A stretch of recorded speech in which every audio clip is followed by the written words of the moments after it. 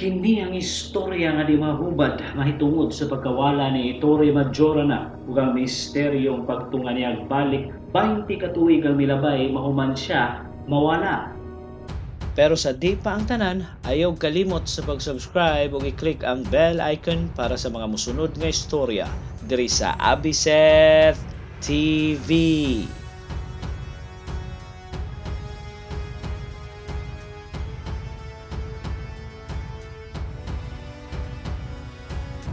Ang scientist nga si Ettore Majorana gipanganak sa Italy niadtong 1906 ug ilado siyang banggiitang scientist sa kalibutan pero niadtong March 27, 1938 sa edad nga 32 misteryoso kining nawala ug ituohang namatay na. Katapusan siyang nakit-an nga nisakay og barko gikan sa Palermo, Italy padung sa Naples ug kalit lang kining nawala nga murag buwa nga usa ka dakong misteryo. Milabay ang 20 ka tuig na kuhaan siya litrato sa Argentina sa South America ug ang misteryo kay wa kini motiguang mao ra gyapon ang iyang postura ug itsura niadtong 1938 sa dihang siya kalit nga nawala. Og sa mga panahong siya'y nawala, nikatag ang balita na siya daw namatay na pero way kamatuoran nga siya namatay. Og niadtong March 2011 ang Attorney's Office sa Roma nag-anunsyo sa ka-inquiry tungod sa statement nga gibuhat sa usa ka witness mahitungod sa ilang panagkita ni Majorana sa Buenos Aires mahuman ng World War II. Ang istorya sa witness nga nagkaistorya kuno sila ni Majorana atong panahona gisulti kuno diha niya sa scientist nga daghan kining scientific discoveries nga iyahang iistorya sa witness. Pero sa dihang magkita sila usab sa ikaduhang beses nawala na kuno kini ug di na makitaan maong wa masulti ni Majorana sa witness ang mga detalye sa iyang mga nadiskubre sa siyensya.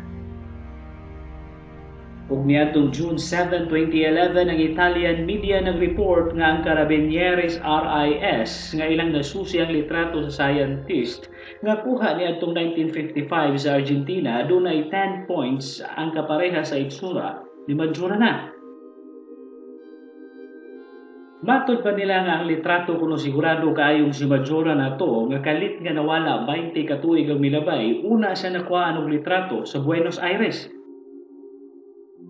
Ang dili mahubad kay ang itsura niini nga nawala og 20 ka tuig pero wa na usab ang iyang dagway 32 anyos gihapon siya tan-awon sa dihang nakuhaan og litrato. Si Ettore Majorana usa ka sikat og banggiitang scientist, engineer ug mathematician ug usa pod kini ka theoretical physicist. Ang Majorana equation ug ang fermions gipangalan diha niya ug ilado kaayo siya sa tibok kalibutan ug sa scientific community tungod sa iyang mga nadiskubre sa siyensya. Ug niadtong 1937 usa ka tuig una siya nawala, gisulti niya nga ang stable particle kuno kay nag-exist jud sa kalibutan na ang matter ug ang antimatter. Ang atong adlaw-adlaw nga experience kuno adunay daghang matter nga naghatag sa known universe ug ang lihit nga antimatter o kung kini kuno magaabot ang matter ug antimatter adunay mahimong usa ka dakong enerhiya nga mo flash out nga mopawagtang o mopawala sa usa ka matang.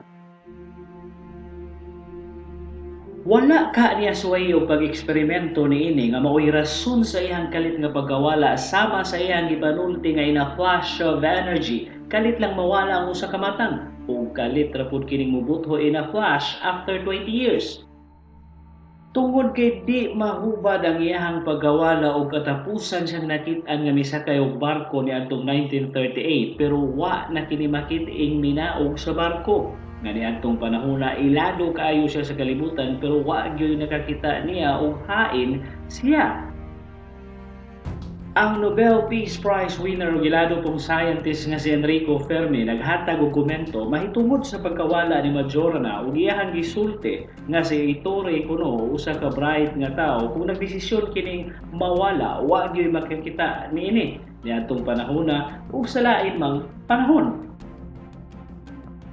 Hangtod karon wa bagyoy makatugad sa misteryo sa pagkawala ni Ettore Majorana. Adunay mga nagsulti nga basin kuno na-discover niya ang pag-time travel o siya ang pinakaunang nag-time travel sa kalibutan. Why nakahibaw sa tinuod ug wa po'y nakahibaw sa luyo sa misteryo sa iyahang pagkawala. Diri na lang kuto ug ayaw kalimot sa pag-subscribe diri sa Abiset TV para sa mga mosunod nga videos. Daghang salamat sa pagtanaw.